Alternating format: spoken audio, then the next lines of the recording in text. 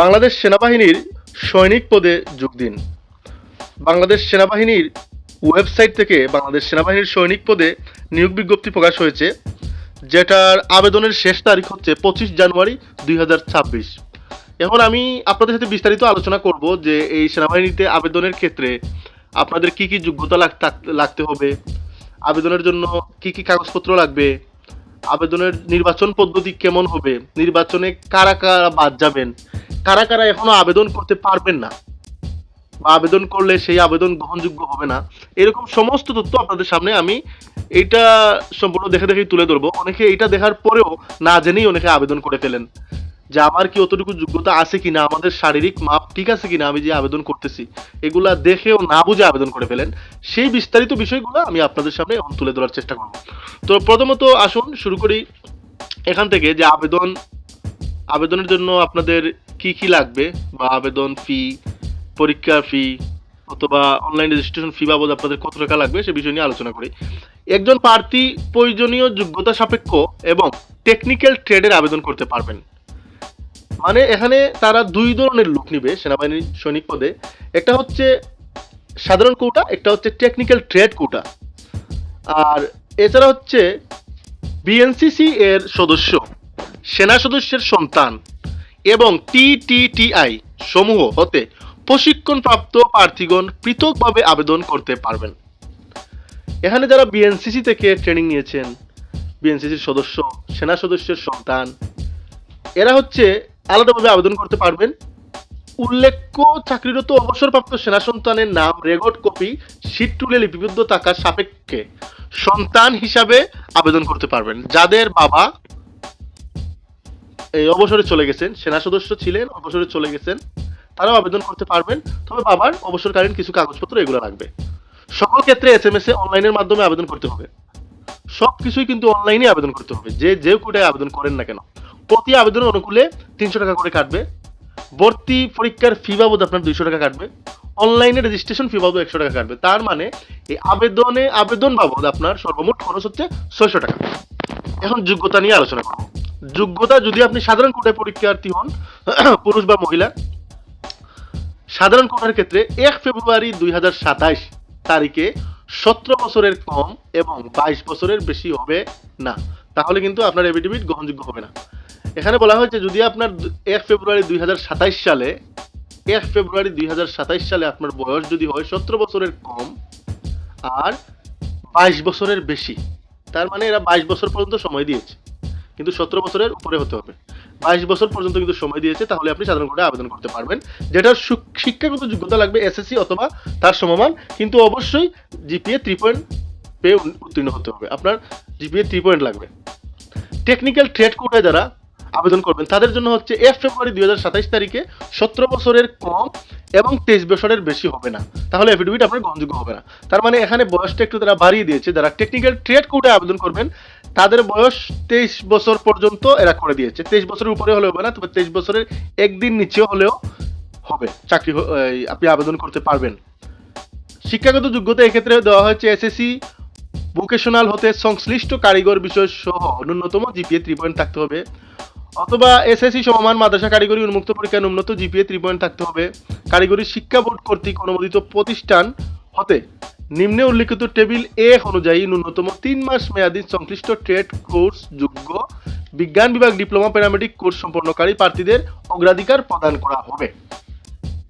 তার মানে হচ্ছে টেবিল 1 যেখানে আছে, এই টেবিল 1 অনুযায়ী আপনার এই যে প্রথমে যে এই যে টেবিল 1টা দেওয়া আছে, এই 1 অনুযায়ী আপনার শিক্ষাগত যোগ্যতা এখানে লাগবে যারা টেকনিক্যাল ট্রেডে আবেদন করবেন। কিন্তু এক্ষেত্রে বিজ্ঞান এবং ডিপ্লোমা প্যারামেডিক কোর্স সম্পন্নকারী প্রার্থী যারা আছেন তাদেরকে অগ্রাধিকার প্রদান করা হবে।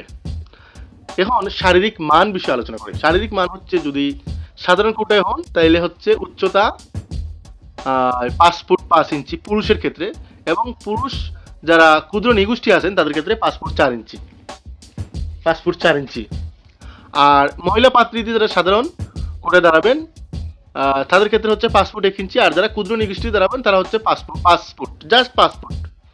ওজনের ক্ষেত্রে পুরুষের ক্ষেত্রে হচ্ছে 49.90 কেজি, 49.90 কেজি, মানে 50 কেজি থেকে সামান্য কম। আর মহিলাদের ক্ষেত্রে হচ্ছে 47 কেজি। আর বুকের মাপ পুরুষের ক্ষেত্রে হচ্ছে 30 ইঞ্চি স্বাভাবিক, আর স্পিত হচ্ছে 32 ইঞ্চি। মহিলার ক্ষেত্রে হচ্ছে স্বাভাবিক 28 ইঞ্চি, স্পিত হচ্ছে 30 ইঞ্চি। আর চোখের মান 6/6, পুরুষ এবং মহিলা দুজনের ক্ষেত্রেই সমান। স্বাস্থ্য পরীক্ষায় আপনার এইচবিএসজি এবং ডোপ টেস্ট করা হবে। স্বাস্থ্য পরীক্ষায় ডোপ টেস্টটা বেশি ধরা হয়।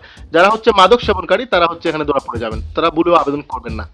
আর সাঁতার অবশ্যই ন্যূনতম 35 মিটার হতে হবে নারী এবং পুরুষ উভয়ের ক্ষেত্রেই। বৈবাহিক অবস্থা অবশ্যই অবহিত হতে হবে। আর জাতীয়তা অবশ্যই বাংলাদেশি থাকতে হবে।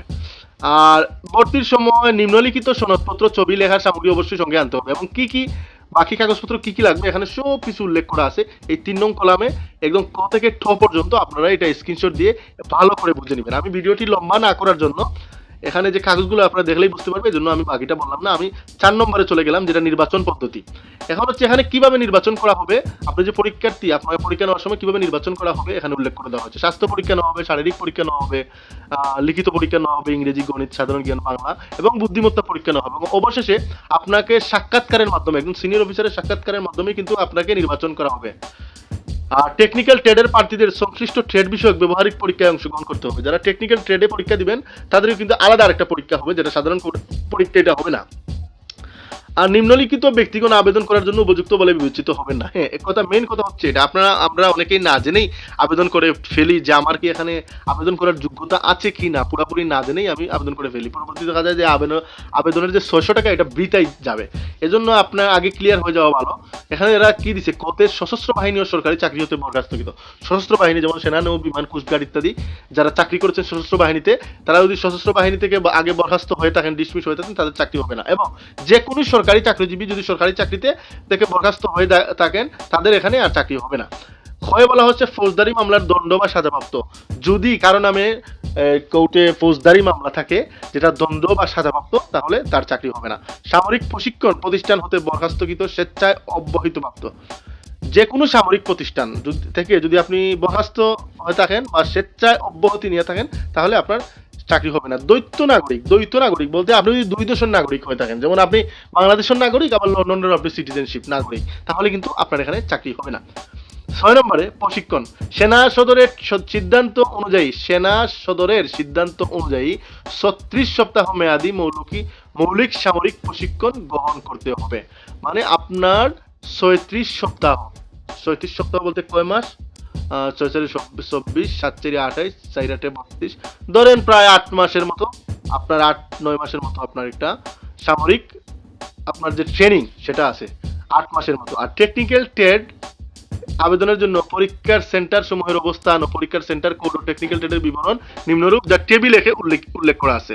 যারা টেকনিক্যাল কোডে যারা আবেদন করবেন তারা টেবিল একটা খুব ভালো করে কিন্তু স্ক্রিনশট দিয়ে পড়ে নেবেন, কারণ টেবিল একে আপনাদের A to Z সব কিছু এখানে উল্লেখ করা আছে। তাই টেবিল একটা আপনারা স্ক্রিনশট দিয়ে রেখে দিবেন, আপনাদের ভালো করে বুঝে নেবেন এই স্ক্রিনশটটা, না হলে কিন্তু আপনারা আবেদন করবেন না এটা না বুঝে। আমি বারবার কিন্তু বলতেছি এটা পুরোপুরি না বুঝে আপনারা কিন্তু আবেদন করবেন না। এখন দেখুন এখানে আছে SMS ও অনলাইনের মাধ্যমে আবেদন নিয়মাবলী পুরুষ ও মহিলা। প্রথম ধাপ, এখন হচ্ছে যারা আবেদন করবেন এরা আপনাদের এলাকার যে কোনো কম্পিউটারের দোকানে গেলেই এরা আপনাকে এখান থেকে এগুলো দেখে আবেদন করে দিতে খুব সহজভাবে এরা দিতে পারবে, কারণ এরা খুব পারদর্শী এসব বিষয়ে, তারা বিভিন্ন আবেদন করে থাকে ভালো ভালো কম্পিউটার দোকানগুলোতে। এগুলো আপনারা এখানে গেলেই আপনাদের তারা বলে দিবে যে কিভাবে কি করতে হবে, তারাই করে দিবে। জাস্ট আপনার ফোন নাম্বারটা দিবেন আর আপনার যে ফিটা সেটা তাদেরকে দিয়ে দিবেন, তারা অনলাইনে ইয়ে করে দিয়ে দিবে। এটা আশা করি আপনাদের এখানে বুঝিয়ে বলতে হবে না। আর আপনাদের বারবার আমি বলতেছি, আপনারা যে এই তাদের যে অনলাইনে সেনাবাহিনী সৈনিক পদে যোগ দিন ওয়েবসাইটে যে ফর্মটা তারা ছেড়েছে এটা খুব ভালো করে বুঝে তারপরে কিন্তু আবেদন করবেন। আশা করি সবাই বুঝে গেছেন। আর যদি কেউ কিছু না বুঝে থাকেন আমার কমেন্ট বক্সে কমেন্ট করে জানাবেন। সবাই ভালো থাকবেন। আসসালামু আলাইকুম।